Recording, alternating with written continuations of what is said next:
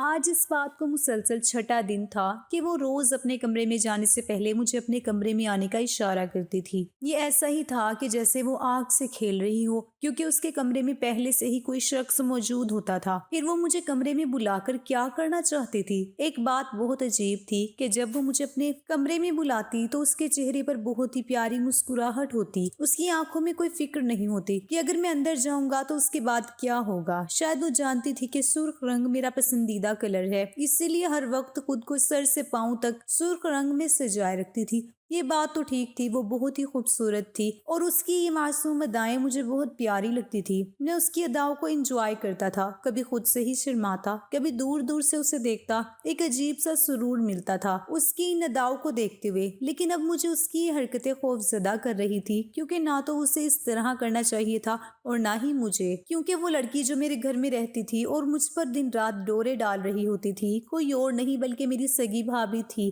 میرا نام عثمان ہے، ہم گھر کے 4 لوگ تھے، میں سب سے چھوٹا تھا اور مجھ سے بڑا میرا بھائی، میری کوئی بہن نہیں تھی اور مجھے ہمیشہ سے ہی بہت شوق تھا کہ کاش میری کوئی بہن ہوتی، لیکن میری پیدائش کے بعد میری ماں بچے پیدا کرنے کے قابل نہ رہی اور مجھے کوئی چھوٹی بہن نصیب نہ ہو سکی۔ میرا بھائی مجھ سے بڑا تھا، جب مجھے پتا چلا کہ اس کی شادی کرنے لگے ہیں تو میں بہت خوشی سے جھوم اٹھا۔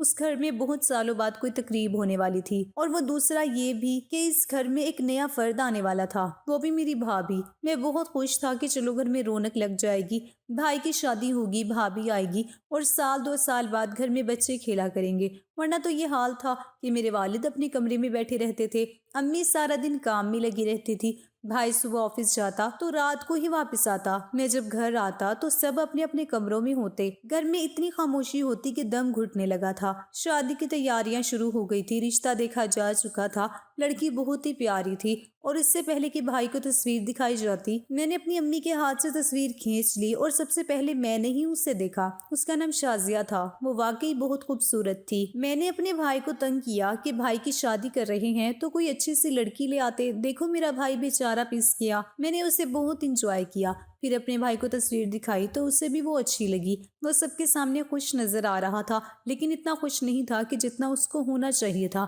شاید وہ شرما رہا تھا، بھائی کی منگنی ہونے کی دیر تھی کہ بھائی کے تیور ہی بدل گئے۔ اب وہ ہمیشہ فون پر بات کر رہا ہوتا تھا۔ میری ہونے والی بھابھی کی ایک چھوٹی بہن بھی تھی، شاید اسی نے بھابھی کا نمبر بھائی کو دیا تھا اور دونوں ایک دوسرے سے باتوں میں لگے تھے۔ مجھے تو یہ بات پسند تھی کہ چلو اچھا ہے، دونوں نے زندگی گزارنی ہے تو آپس میں بات چیت ہو جائے، لیکن اگر ہمارے گھر میں یہ بات پتہ چل جاتی تو بالکل بھی اچھا نہ ہوتا۔ اس لیے جب مجھ سے کوئی پوچھتا کہ بھائی کہاں ہے تو میں بھائی کی سائڈ لیتا اور کہتا کہ وہ سو رہا ہے یا کام کر رہا ہے۔ میرا بھائی فون پر باتوں میں مصروف ہوتا تھا اور ہنس ہنس کر باتیں کرتا تھا۔ اس کو اتنا خوش تو میں نے آج تک نہیں دیکھا تھا۔ میں بھی خوش تھا، بھائی کی شادی ہے تو تھوڑا ناچ لوں گا۔ خوشی اس بات کی بھی تھی کہ بھائی کی شادی ہو رہی ہے تو اس کے بعد میری ہی باری ہے۔ ہم نے بھائی کی شادی کروا دی اور بھابھی کو گھر لے آئے، وہ بھی بہت اچھی تھی، سب سے عزت سے پیش آ رہی تھی۔ ہمارے گھر میں ایک رسم ہوتی ہے جس میں دیور بھابھی کا گھٹنا پکڑ کر بیٹھ جاتا ہے اور جب تک بھابھی اس کو پیسے نہیں دیتی تو وہ گھٹنا نہیں چھوڑتا۔ ویسے تو میں کافی بڑا تھا، لیکن مجھے پھر بھی یہ رسم کرنی تھی۔ میں اپنی بھابھی سے بھی عمر میں بڑا تھا، میری بھابھی شاید 18 سال کی تھی۔ بھائی کی تو لاٹری لگ گئی تھی، ایک کم عمر لڑکی سے شادی ہو گئی تھی۔ جب میں نے اپنی بھابھی کا گھٹنا پکڑنے کی کوشش کی تو میری بھابھی اچانک چونک گئی۔ میں نے اپنے ہاتھ نیچے کر لیے اور ان کے جوتے پر ہاتھ رکھ دیے تاکہ ان کو میرے ہاتھوں سے کوئی عجیب احساس نہ ملے، اور مجھے بھی عجیب لگ رہا تھا اور شاید ان کو بھی۔ میں نے بھابھی سے کہا کہ مجھے پیسے چاہیے، سب لوگ شور مچا رہے تھے، کافی اچھا ماحول تھا۔ میری بھابھی نے مجھے 10,000 دیے، تب جا کر میں نے ان کے پاؤں چھوڑے۔ مجھے سب کہنے لگے کہ بھابھی کا گھٹنا پکڑنا ہوتا ہے، پاؤں نہیں، تم تو پاؤں پکڑ کر بیٹھے ہوئے تھے۔ میں نے کہا کہ چاہے پاؤں پکڑا تھا یا جوتا، پیسے تو مجھے مل گئے نا۔ میں نے یہ بات مذاق میں اڑا دی، لیکن رات کو ایک بہت ہی عجیب حرکت ہوئی۔ مجھے نیند کہاں آئی تھی، میرے کچھ دوست وغیرہ آئے ہوئے تھے، ہم لوگ باہر بیٹھے شغل میلہ کر رہے تھے، لیکن جب میں اندر کمرے میں کوئی چیز لینے آیا تو مجھے بھائی کے کمرے سے کانچ ٹوٹنے کی آواز آئی۔ میں حیران ہوا کہ آج ان کی شادی کی پہلی رات ہے، پھر یہ توڑ پھوڑ کی آواز کہاں سے آ رہی ہے۔ سوچا کہ شاید غلطی سے کچھ گر گیا ہوگا، پھر سوچا کہ دروازہ کھٹکھٹا کر پوچھ لیتا ہوں دونوں ٹھیک تو ہیں، کہیں کوئی نقصان زیادہ تو نہیں ہو گیا، لیکن پھر ایسا کرتا تو بدتمیزی لگتی، چپ چاپ وہاں سے چلا آیا، کیونکہ اگر اندر جاتا تو انہوں نے یہی سمجھنا تھا کہ میں مذاق میں ان دونوں کو تنگ کر رہا ہوں، اور میرا ایسا کوئی ارادہ نہیں تھا۔ میں سمجھتا تھا کہ شادی کے شروع کے دن میاں بیوی کے لیے کتنے ضروری ہوتے ہیں۔ بھائی کی شادی میں مجھے ایک لڑکی پسند آ گئی تھی جو بھابھی کی طرف سے رشتہ دار تھی۔ سوچ رہا تھا کہ کچھ دن بعد اپنی امی سے ذکر کروں گا کہ اس کے بارے میں معلومات نکالے اور اگر مناسب لگے تو اس کے گھر رشتہ بھیجیں، لیکن یہ بات آسان نہیں تھی۔ ہمارے گھر میں بہت سختی تھی اور ہمارے خاندان میں آج تک کسی نے پسند کی شادی نہیں کی تھی۔ ہمیشہ ماں باپ ہی لڑکی کو دیکھتے اور رشتہ پسند کیا کرتے تھے، پھر چاہے بیٹا ہو یا بیٹی۔ بھائی نے بھی تو دوسری کوئی بات نہیں کی اور تصویر دیکھ کر ہاں کہہ دی تھی، لیکن بھابھی تو اتنی خوبصورت تھی، کوئی بے وقوف ہی ان کو نہ کر سکتا تھا۔ بھائی اور بھابھی کی شادی کو 20 دن گزر گئے، کبھی گھر میں دعوتیں ہوتی، کبھی مہمان آ جاتے، کبھی کوئی دلہن کو دیکھنے آتا، کبھی ہم کسی کے گھر جاتے۔ دن بہت اچھے گزر رہے تھے، میری بھابھی سے بہت دوستی ہو گئی تھی، ہم لوگ بہت دیر تک باتیں کرتے تھے۔ جب تک بھابھی کچن میں کھڑی ہوتی تو میں بھابھی کے پاس ہی کھڑا رہتا اور کوشش کرتا کہ ان سے زیادہ باتیں کر سکوں، کیونکہ مجھے ان سے بات کرنا بہت اچھا لگتا تھا۔ وہ بھی بہت اچھی تھی اور وہ میری لاڈلی بھابھی بن گئی تھی۔ لیکن پھر کچھ ایسا ہونے لگا جس کی مجھے امید نہیں تھی۔ وہ میچ کا سیزن چل رہا تھا اور ٹی وی صرف لاؤنج میں رکھا ہوا تھا۔ لاؤنج کے بالکل سامنے ہی بھائی کے کمرے کا دروازہ تھا اور پیچھے کی طرف امی ابو کا کمرہ تھا۔ میرا کمرہ دوسرے فلور پر تھا، میں ٹی وی اپنے کمرے میں نہیں لے جا سکتا تھا اور میچ دیکھے بنا میرا گزارا بھی نہیں تھا، اس لیے لاؤنج میں بیٹھ کر میچ دیکھا کرتا تھا۔ لیکن ایک دن میچ دیکھتے ہوئے حیران و پریشان رہ گیا۔ میرا بھائی بھابھی سے بہت کام کروایا کرتا تھا، کبھی میری بھابھی بھائی کے لیے کباب بناتی تو کبھی اس کے پسند کے کھانے، اور رات کو تو چائے کے بنا اس کا گزارا نہیں تھا۔ رات کے 12 بجے کا ٹائم تھا، بھابھی کچن میں چائے بنا رہی تھی، وہ کمرے میں چلی گئی اور پھر سے واپس آئی، لیکن جب واپس کمرے میں جانے لگی تو اس نے ایک بہت ہی عجیب حرکت کی۔ اس نے دروازے کی آڑ میں کھڑے ہو کر مجھے اندر آنے کا اشارہ کیا۔ میں نے کہا جی بھابھی کوئی کام ہے آپ کو؟ میں نے کہا۔ اس نے مجھے چپ رہنے کا اشارہ کیا اور کہا کہ اندر آ جاؤ، لیکن وہ بولی نہیں، پر اس کے اشارے کا یہی مطلب تھا اور میں سمجھا نہیں اس بات کو۔ میں نے اندر جا کر کیا کرنا تھا، اور بھابھی جس انداز سے مجھے بلا رہی تھی وہ انداز کچھ ٹھیک نہیں تھا۔ میں نے بھی اشارہ کر دیا کہ میں میچ دیکھ رہا ہوں اور وہ دروازہ بند کر کے واپس چلی گئی، لیکن میں سوچتا رہا کہ وہ مجھے اندر کیوں آنے کے لیے کہہ رہی تھی۔ اگر بھائی کو مجھ سے کوئی کام تھا تو وہ خود مجھے آواز دے کر بلا سکتے تھے، یا بھابھی کو مجھ سے کوئی کام تھا تو وہ مجھے بتا سکتی تھی، لیکن وہ مجھے اپنے کمرے میں آنے کے لیے کیوں کہہ رہی تھی، جبکہ اس کا اپنا شوہر بھی کمرے میں موجود تھا۔ اگلے دن میں گھر سے باہر نکل رہا تھا اور بھائی گھر میں آ رہا تھا کہ ہم دونوں ایک دوسرے سے ٹکرا گئے۔ بھائی کے ہاتھ میں کچھ تحفے تھے جو زمین پر گر گئے۔ جب میں نے دیکھا کہ شاپر میں کیا ہے تو میں حیران رہ گیا، کیونکہ اس میں بہت سارے تحفے تھے جو کہ کسی لڑکی کو بہت پسند آئیں گے، پرفیوم، میک اپ اور جانے کیا کیا۔ لگتا ہے آپ بہت اچھے سے خیال رکھ رہی ہیں۔ ہاں بالکل، خیال تو رکھنا پڑتا ہے، آخر بیوی کو خوش نہ رکھیں تو پھر آپ خود بھی خوش نہیں رہ سکتے۔ میں نے کہا ٹھیک ہے، میں بھی جب شادی کروں گا تو اپنی بیوی کے لیے ایسے ہی گفٹ لایا کروں گا۔ میرا بھائی ہنس کر واپس اندر چلا گیا اور تھوڑی دیر بعد بھائی واپس کام پر چلا گیا، شاید وہ اسے چیزیں دینے کے لیے گھر میں آیا تھا۔ بھابھی شام کو چائے بنا رہی تھی۔ میں نے کہا کہ آپ کو تو بڑے گفٹ ملے ہیں بھابھی، کیا خیال ہے تھوڑے گفٹ اپنی دیورانی کے لیے بچا کر رکھ لیں؟ آپ کی تو شادی ہوئی ہے، ابھی آپ کو اتنا کچھ ملا ہے اور بھائی بھی آپ کے سارے نخرے اٹھا رہے ہیں۔ میں مذاق کر رہا تھا۔ بھابھی نے مجھے حیران ہو کر دیکھا کہ کون سے تحفے، کون سے گفٹ جن کے بارے میں تمہیں پتا ہے لیکن مجھے نہیں پتا۔ میں نے کہا کہ تھوڑی دیر پہلے تو بھائی آپ کے لیے بہت سارے تحفے لے کر گھر میں داخل ہوئے ہیں۔ بھابھی نے کہا کہ نہیں، ان کے ہاتھ میں کوئی شاپر نہیں تھا، صرف اپنے آفس کا بیگ تھا، صبح جاتے ہوئے آفس کی ایک ضروری فائل بھول گئے تھے، پھر وہی لینے آئے تھے۔ بلکہ ان کا موڈ تو بہت خراب تھا کہ میں نے ان کو واپس جاتے ہوئے وہ فائل یاد کیوں نہیں کروائی تھی۔ میں تو یہ سوچ کر حیران رہ گیا کہ جب بھابھی کے لیے تحفے لائے تھے تو وہ گئے کہاں، اور بھائی تو کہہ رہے تھے کہ یہ سب بھابھی کے لیے ہیں، اور ظاہر ہے کہ بھابھی کے لیے ہی ہوں گے، پھر بھابھی مجھ سے جھوٹ کیوں بول رہی ہیں؟ اس میں چھپانے والی کیا بات ہے؟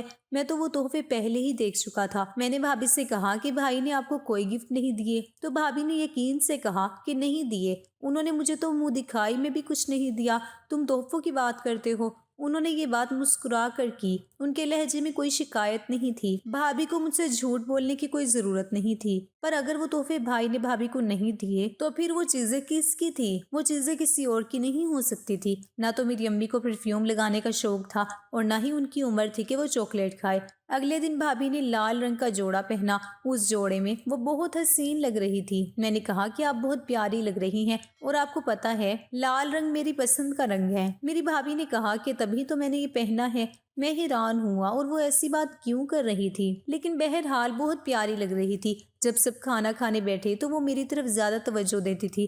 میں کہتا کہ روٹی پکا دیں تو فوراً میرے لیے روٹی بنانے کے لیے چلی جاتی، میری پلیٹ میں بھر بھر کر کھانے ڈالتی۔ اگر پتہ چلتا کہ میں بیمار ہوں تو بار بار مجھ سے پوچھتی کہ تمہاری طبیعت کیسی ہے، میں تمہارے لیے سوپ بنا دیتی ہوں۔ بھائی گھر میں ہی ہوتا لیکن وہ بھائی کو ٹائم دینے کی بجائے میرے پاس آ کر مجھ سے بات کرتی۔ یہاں تک کہ میری امی نے بھی بھابھی کو کہہ دیا تھا کہ جب تمہارا شوہر گھر میں ہو تو تم اس کو وقت دیا کرو، شادی کے شروع کے دن ہے، ایسے میں جتنا ٹائم تم لوگ ساتھ گزارو گے اتنا ہی اچھا ہوگا۔ بار بار باہر مت آیا کرو، کوئی کام ہوگا تو میں خود کر لوں گی، تم اپنے شوہر کے پاس بیٹھا کرو۔ امی نے دراصل یہ نوٹ کیا تھا کہ وہ بھائی سے زیادہ مجھ پر توجہ دیتی تھی، لیکن امی نے یہ بات صاف صاف نہیں کی تھی کیونکہ ایسی بات کرنا برا لگتا ہے۔ بس انہوں نے اتنا کہہ دیا کہ جب تمہارا شوہر کمرے میں ہو تم کمرے سے باہر نہ آیا کرو۔ یوں تو سمجھدار کو اشارہ ہی کافی ہوتا ہے، لیکن میری بھابھی پھر بھی باز نہیں آئی۔ ویسے وہ بہت پیاری پیاری حرکتیں کرتی تھی۔ اگر میں کہتا کہ میرے سر میں درد ہے تو کہتی کہ میں تمہارا سر دبا دوں، یا مجھے چائے پینی ہے تو میرے لیے فوراً چائے بنا کر لاتی تھی۔ مجھے ان کی حرکتیں اچھی لگ رہی تھی، مجھے یہ سب بہت اچھا لگ رہا تھا۔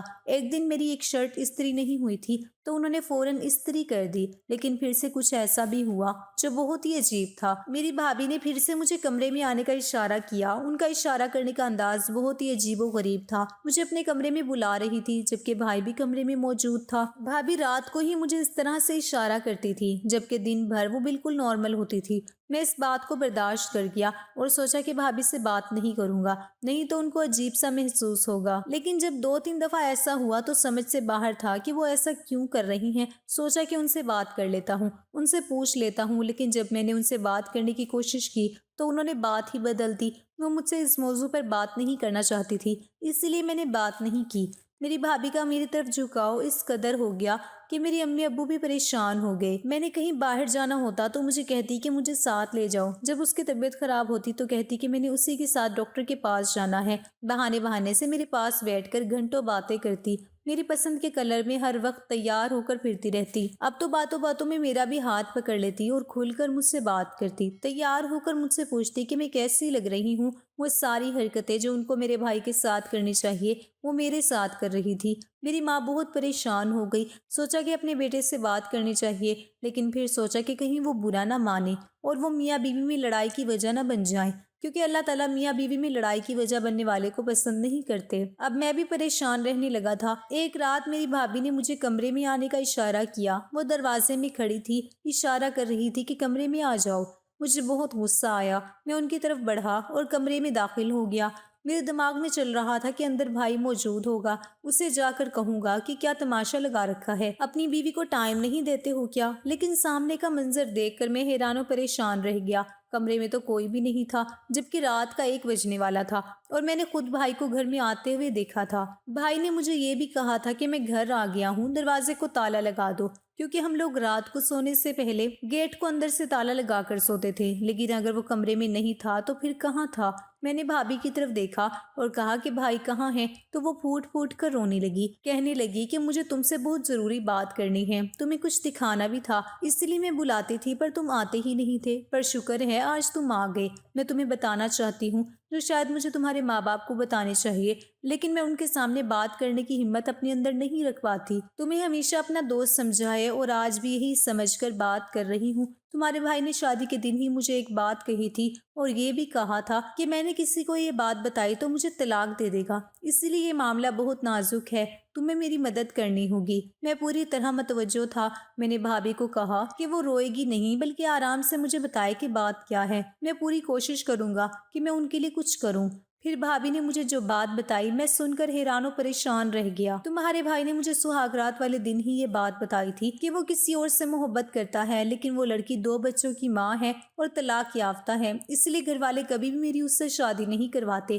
تمہارے بھائی نے مجھے کہا تھا کہ ہم لوگ سب کے سامنے میاں بیوی کی طرح رہیں گے، لیکن میں تم سے کوئی تعلق نہیں رکھوں گا۔ میں رات میں گھر نہیں آیا کروں گا بلکہ اس لڑکی کے گھر جایا کروں گا۔ تمہیں سب کو یہی ظاہر کرنا ہے کہ میں بہت خوش ہوں اور گھر میں ہی ہوتا ہوں۔ ہمارے رشتے میں کوئی پیار نہیں۔ تمہارے بھائی نے مجھ سے شادی سے پہلے کبھی بات نہیں کی تھی۔ میں نے اسے فون کرنے کی کوشش بھی کی تھی۔ میرا اس رشتے میں بہت دل تھا، ایسا نہیں تھا کہ میں کسی اور کو پسند کرتی تھی، لیکن تمہارے بھائی کی حرکتیں مجھے پہلے ہی مشکوک لگ رہی تھی۔ میں حیران رہ گیا کہ بھائی تو دن رات کسی سے فون پر باتیں کرتا رہتا تھا۔ اس کا مطلب کہ وہ بھابھی کا بہانہ بنا کر اپنی گرل فرینڈ سے باتیں کرتا تھا اور ہم یہ سمجھے کہ وہ اپنی ہونے والی بیوی سے باتیں کر رہا ہے، اور ہم نے بھی اسے نہیں روکا۔ بھابھی نے یہ بھی کہا کہ اس دن تم نے جن گفٹس کی بات کی تھی وہ تو میرے لیے نہیں تھے بلکہ ان کی اسی گرل فرینڈ کے لیے تھے۔ میرے سامنے وہ آئے تھے، میں نے دیکھے تھے، لیکن میرے نہیں تھے۔ سوچو میرے دل پر کیا گزری ہوگی کہ میرا شوہر میرے ہی سامنے کسی اور لڑکی کے ساتھ سرعام چکر چلا رہا ہے اور مجھے اس کے بارے میں پتا ہے۔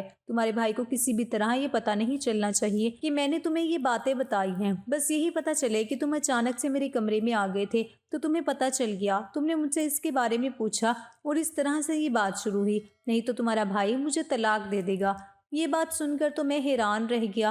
میرا بھائی اس قدر گری ہوئی حرکت کر سکتا ہے؟ اللہ نے اسے جوان خوبصورت بیوی دی تھی اور وہ 2 بچوں کی ماں کے پیچھے پاگل تھا، اور اگر ایسا تھا تو اسے اپنانے کے لیے کچھ نہ کچھ کرتا، اسی سے شادی کرتا، مرد بنتا اور طلاق یافتہ اور 2 بچوں کی ماں کا سہارا بن جاتا۔ لیکن یہ اس نے کیا کیا؟ ایک لڑکی کی زندگی برباد کی اور پھر دوسری عورت کے ساتھ ناجائز تعلق رکھ رہا تھا۔ میں نے یہ بات پہلی فرصت میں ہی امی ابو کو بتا دی اور بھابھی کو تسلی دی کہ میں سارا کچھ سنبھال لوں گا، لیکن وہی ہوا جس کا ڈر تھا۔ جب بھائی تک یہ بات پہنچی تو اس نے کہا کہ یہ دونوں آپس میں ٹھیک نہیں ہے۔ آپ لوگوں کو تو پتا ہی ہے کہ میں اپنی بیوی کے ساتھ بالکل ٹھیک تھا۔ جب مجھے پتا چلا کہ اس کا چکر میرے بھائی سے چل رہا ہے تو پھر میں نے بھی جو میرے دل میں تھا میں نے وہی کیا۔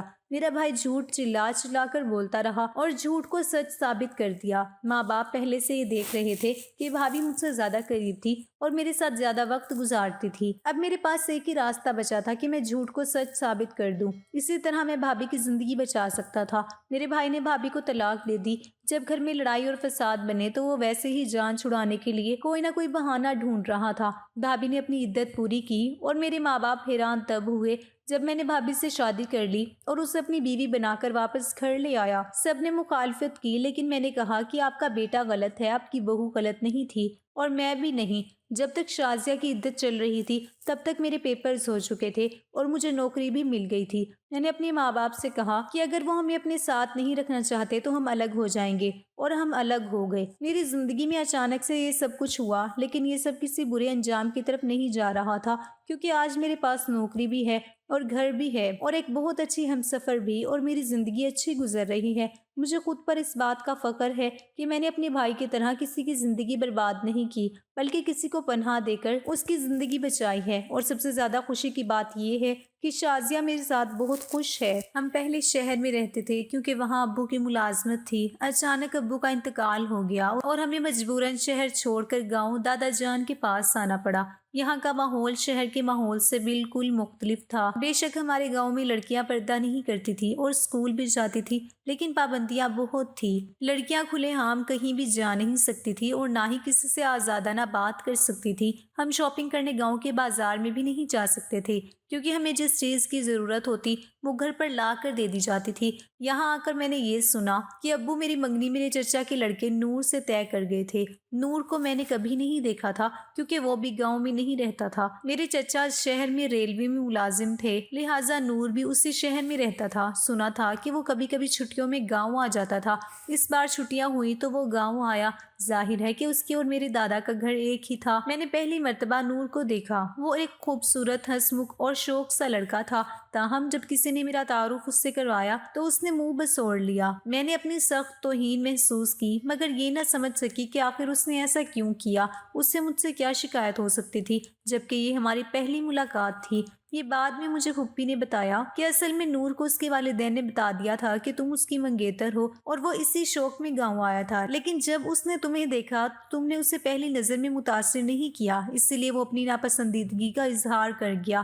گھر جا کر بھی اس نے کہہ دیا جو ہوگا دیکھا جائے گا، لیکن میں نجمہ جیسی معصوم شکل و صورت والی لڑکی سے ہرگز شادی نہیں کروں گا۔ شادی کروں گا تو کسی خوبصورت گوری چٹی فیشن کرنے والی شہر کی لڑکی سے۔ نجمہ سیدھی سادی اور نہایت ہی احمق قسم کی لڑکی ہے۔ پھپھی کے منہ سے یہ ریمارک سن کر میرا دل بہت برا ہوا۔ میں نور کے عشق میں مبتلا نہیں تھی، لیکن کوئی میری اتنی توہین کرے اور مجھے صرف اسی لیے رد کر دے کہ میں سانولی اور سیدھی سادی ہوں تو یہ توہین نہیں تو اور کیا تھا؟ وہ خود کون سا گل فام یا پری جمال تھا؟ بس ذرا شہر میں رہنے کی وجہ سے لباس پہننے کا ڈھنگ تھا۔ میں نے دل میں سوچ لیا کہ اگر نور نے دوبارہ میری توہین کی تو میں اس سے اس کا مزہ چکھاؤں گی۔ وقت گزرتا گیا، 8ویں سے 9ویں اور پھر میٹرک تک پہنچ گئی۔ اس دوران نور ایک آدھ بار ہی گاؤں آیا، لیکن اس نے مجھ میں کوئی دلچسپی نہ دکھائی اور میں نے بھی اس سے بات چیت کو غیر ضروری سمجھا۔ جب کسی کو میری ضرورت نہیں تو وہ میرے لیے اہم کیوں ہوتا؟ میٹرک کے بعد میں گھر بیٹھ گئی۔ ہمارے یہاں لڑکیوں کو اعلیٰ تعلیم دلوانے کا تصور نہیں تھا اور گاؤں میں لڑکیوں کا کالج بھی نہیں تھا۔ مجھے افسوس ضرور تھا کہ اگر ابو کا انتقال نہ ہوا ہوتا تو میں اس وقت شہر میں ہوتی اور کالج میں پڑھ رہی ہوتی۔ یہ گرمیوں کے دن تھے، طویل چھٹیوں میں چچا جان کا خاندان شہر سے گاؤں آیا اور وہ بھی ساتھ تھا۔ ان دنوں وہ BSc کے آخری سال میں تھا۔ اب تو وہ پہلے سے زیادہ سمارٹ اور خوبصورت ہو گیا تھا، ہر ایک سے ہنسی مذاق کرتا، سب سے خوش دلی سے ملتا، لیکن اگر کسی کو نظر انداز کرتا تو وہ میں تھی۔ میرے ساتھ ایسے رویہ اختیار کرتا جیسے میں کوئی چھوت کا مرض ہوں۔ مجھے اس کے آنے سے کوئی خاص خوشی نہ تھی، لیکن دل گرفتہ ضرور ہو جاتا تھا کہ آخر مجھ میں ایسی کیا کمی ہے جو یہ حضرت مجھ سے نفرت کرتے ہیں اور کٹے کٹے رہتے ہیں۔